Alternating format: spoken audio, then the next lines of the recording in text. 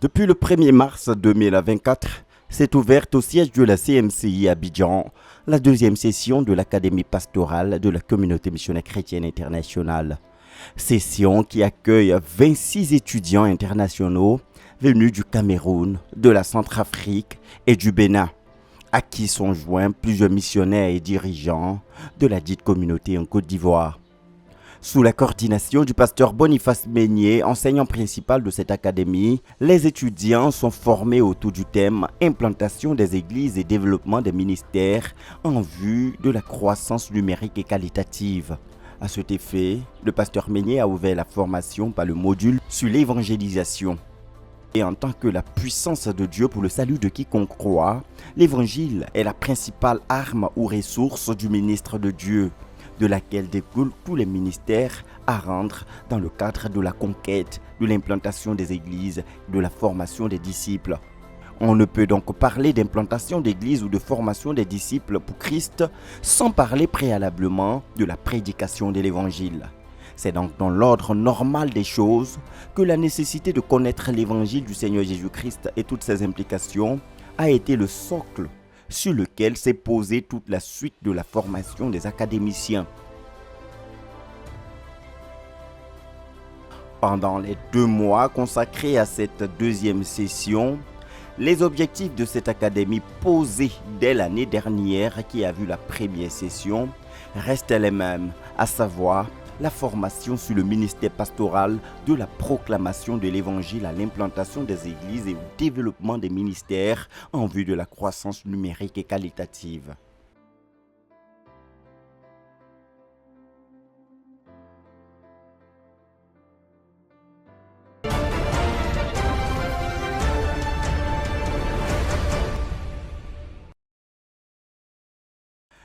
C'est en réponse favorable au message de l'évangile que les âmes sont gagnées, après quoi l'on peut parler des soins pastoraux.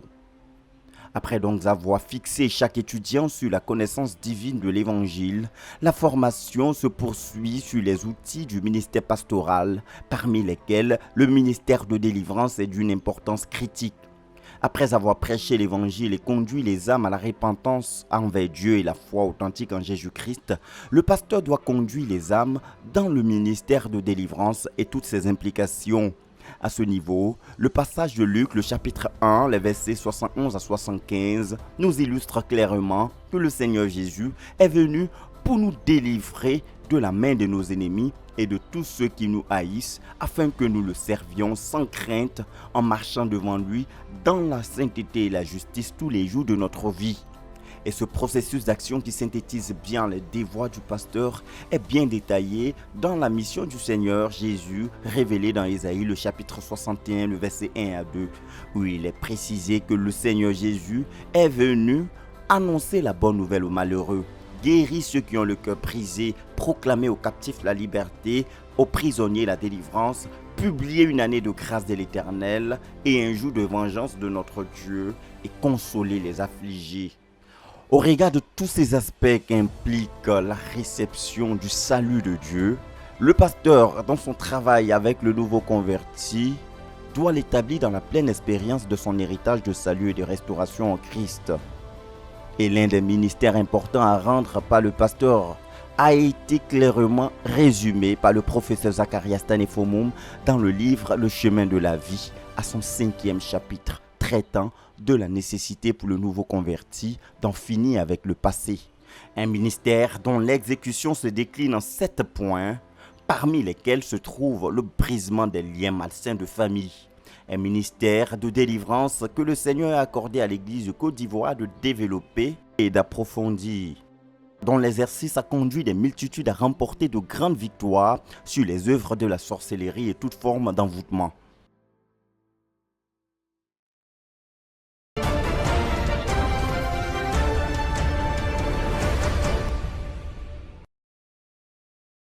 Pour mettre aisément en exergue tout ce que le Seigneur a pu accomplir à l'Église de Côte d'Ivoire à travers le ministère pastoral, la méthodologie de travail qui meuble chaque séance de l'Académie pastorale pour cette année 2024, tout comme l'année dernière, est marquée par l'écoute des témoignages de frères qui partagent de par leur expérience comment ont-ils reçu le Seigneur Jésus-Christ et comment ont-ils expérimenté la délivrance et l'établissement en Christ à partir des soins pastoraux qu'ils ont reçus. À l'écoute de ces témoignages constituant des cas pratiques, les académiciens sont appelés à poser toutes sortes de questions aux témoins et aux formateurs pour déceler toutes les leçons à retenir de chacun des cas de témoignage. D'abord, les témoignages que nous avions écoutés, c'était tellement merveilleux. Moi, particulièrement, quand j'écoutais tous ces témoignages, ça fait sortir de mes yeux des écailles qui étaient dans mes yeux auparavant. D'abord, les témoignages précèdent le cours théorique. Ce qui fait que dans chaque cas, nous apprenons des spécialités. Et les leçons que nous apprenons, parce que dans chaque témoignage, on fait l'analyse, les commentaires, et ça nous amène immédiatement à penser aux cas que nous avons laissés dans nos nations, que ok, la situation, si, voici la réponse. Donc depuis que nous sommes ici, nous avons déjà très avancé. Après que les témoignages ont commencé, je me suis rendu compte que le Seigneur a beaucoup travaillé dans la vie des frères ici. Le Seigneur a utilisé le frère Boniface Meignet pour développer, approfondir le ministère de la délivrance. Donc, quand tu es avec les frères, tu sens des gens qui sont totalement libérés. Les émotions sont libérées. Quand ils chantent, quand ils prient, tu sens que non, c'est des gens qui sont vraiment libérés.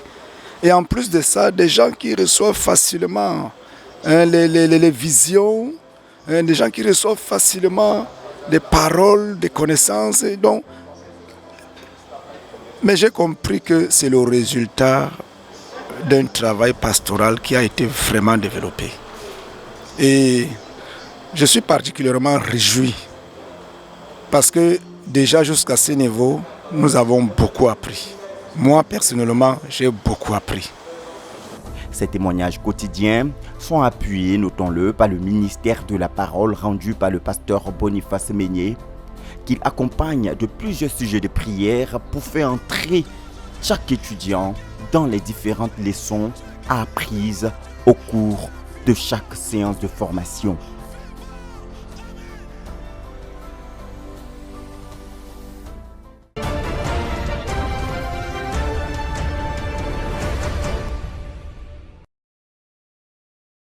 En plus de cette méthodologie de travail qui est mise en exécution du lundi au vendredi, les week-ends sont consacrés aux visites dans les églises.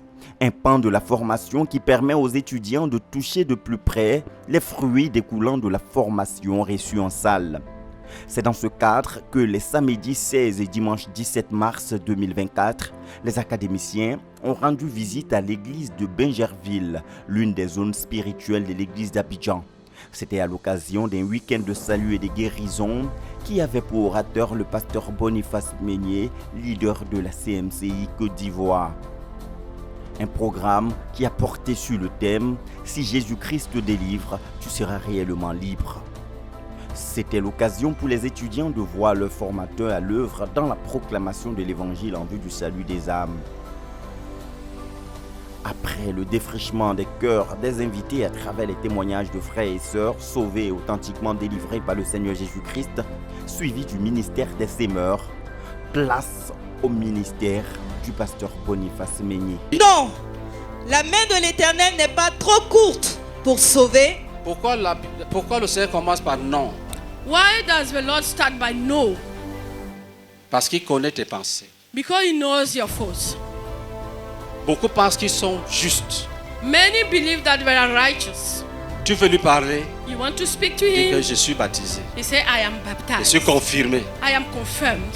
Je suis diacre. I am a deacon. Je suis à la chorale. I am at the choir. Je suis musulman.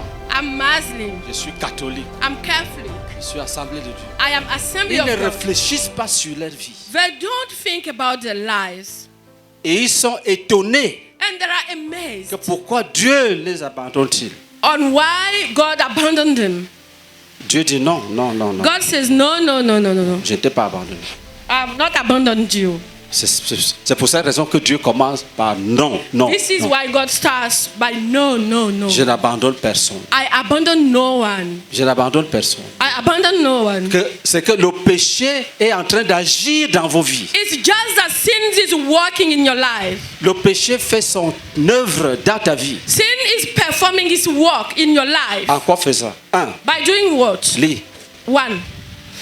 Ni son oreille trop dure pour entendre, mais ce sont vos crimes Ce sont vos crimes It's your crimes qui mettent une séparation entre vous et votre qui Dieu. mettent une séparation entre vous et votre Dieu. Which C'est put a separation quand le péché between you vient dans ta vie, and your God. When la sin première starts in your chose, life, the first c'est thing de te séparer de Dieu. is to separate you from God. Même si tu es bien habillé, ça Even c'est if zéro. you are well dressed, this is nothing. Il te sépare de Dieu. It separates you On from appelle ça God. la mort spirituelle. It's called spiritual death. Ta vie n'est plus reliée à la vie de Dieu. Your life is not no more bound to God's life. C'est là le désordre commence dans ta It's vie, dans where ta tête, disorder autour de toi. starts in Dis, them. ma main n'est pas courte. It says, my hand is not short.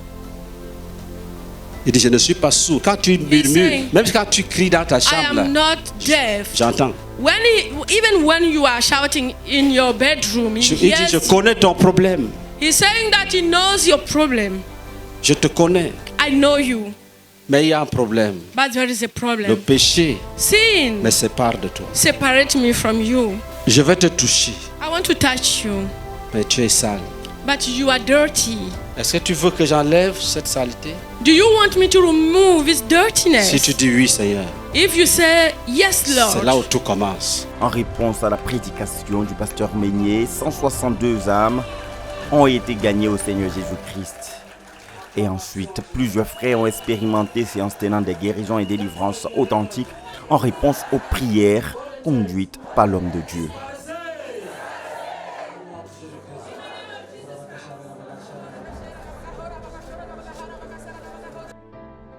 À l'issue de ce week-end de salut et de guérison, nos académiciens ont été reçus par les dirigeants de l'œuvre à Bingerville, avec à sa tête le pasteur Germain Desgonzagues, qui s'est saisi de l'occasion pour partager le témoignage de l'implantation de l'œuvre à Bingerville. Témoignage qui participe toujours à la formation de nos académiciens. Depuis le 9 décembre 2001, nous étions 4 à commencer l'œuvre. Aujourd'hui, nous sommes 2500 membres.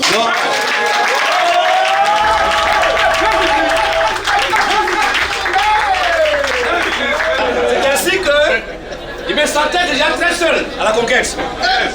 Et le 4 mai 2002, la sœur Élise m'a dit oui à la mairie.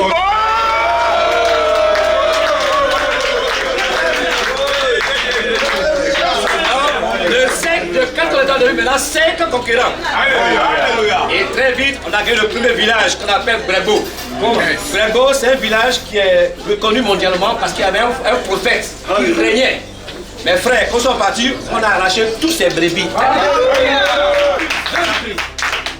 Quand tu pénètres le village, on te tue.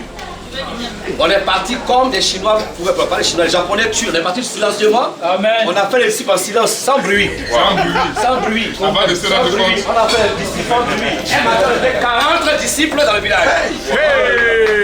Et le but du mai 2003, on est planté dans ce village-là.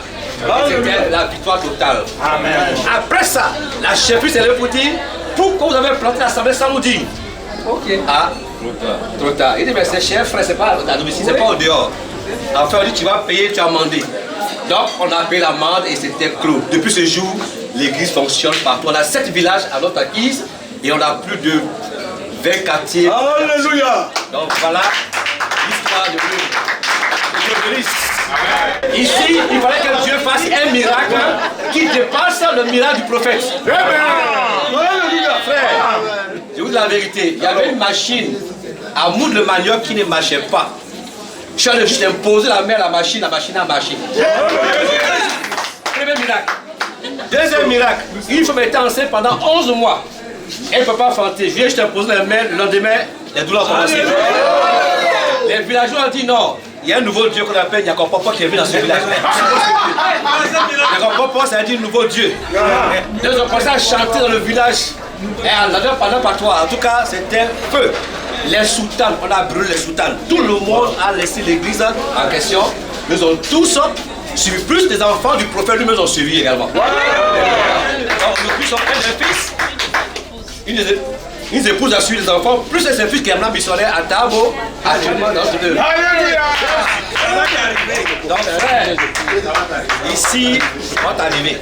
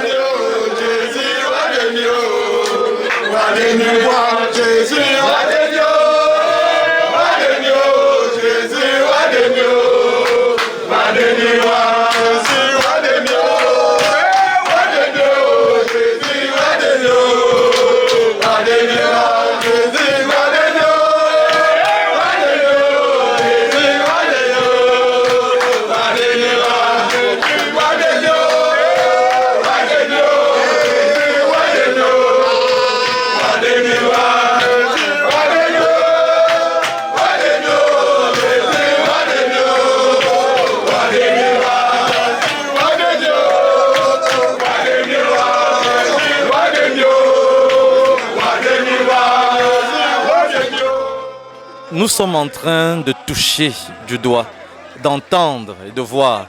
Pendant nos cours en session, le pasteur Boniface nous enseigne, nous suivons des témoignages et ensuite nous allons dans les églises pendant les campagnes de salut et de guérison pour toucher l'œuvre.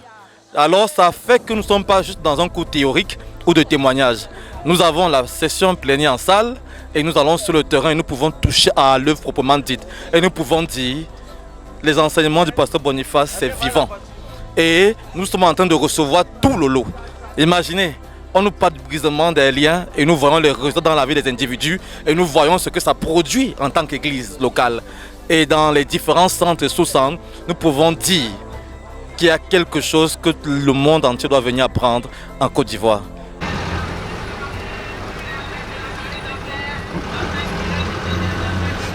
En route pour la base à Djamé Liberté, il témoigne encore des grandes leçons apprises au cours de cette séance de visite sur le terrain.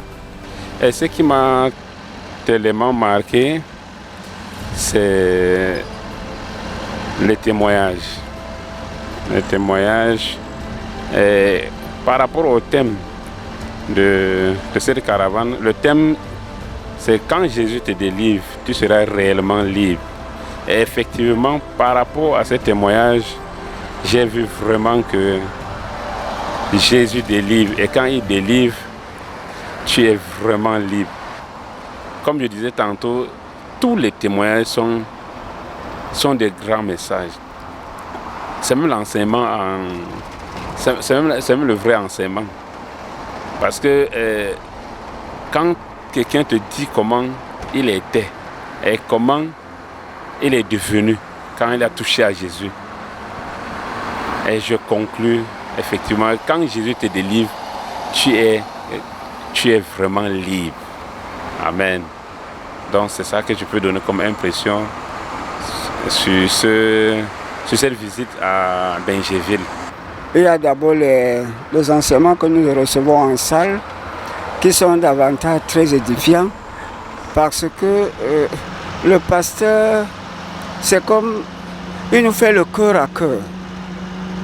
Et c'est tellement édifiant que ça nous permet de comprendre pourquoi l'Église en Côte d'Ivoire est en plein progrès. Et même lorsque nous sommes en salle, nous commençons les cours par des témoignages. Et ces témoignages sont tellement édifiants que le pasteur vient juste faire, il donne quelques commentaires et quelques enseignements, mais les témoignages nous édifient déjà. Bien, par rapport à cette deuxième sortie sur le terrain, il y a une première chose qui m'a d'abord marqué, c'est la mobilisation. Oui, les frères se sont mobilisés et ils ont invité beaucoup de personnes. Il y avait beaucoup d'invités. Ça c'est d'un.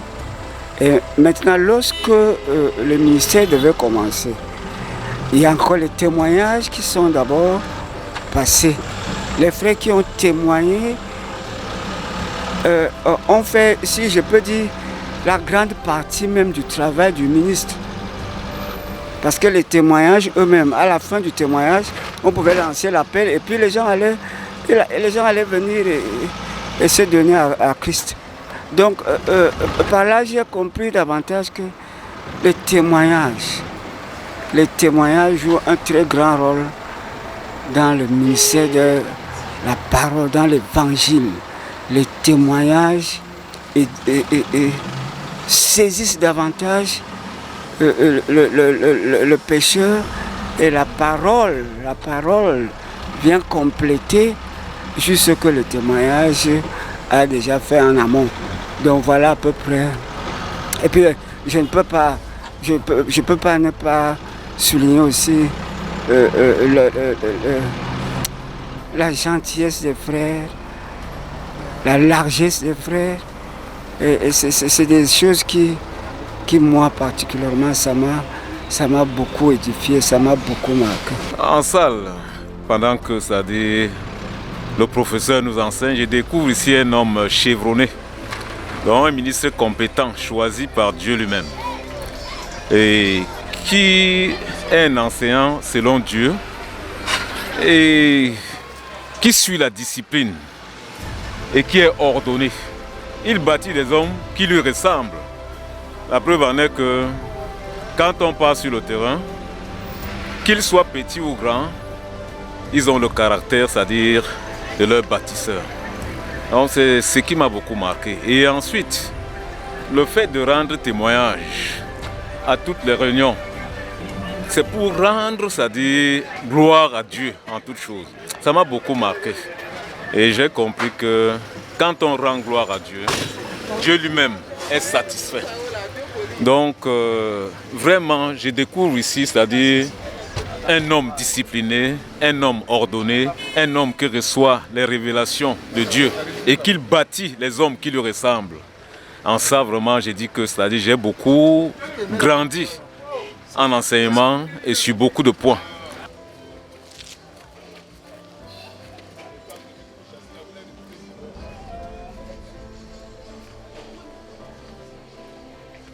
De retour au siège de la CMCI Côte d'Ivoire, Cisa Djamé Liberté, les étudiants ont poursuivi la formation la semaine suivante selon le programme qui se tient de 9h à 14h et de 17h à 22h avec des pauses de restauration entre midi et 2 et dans la soirée pour le dîner.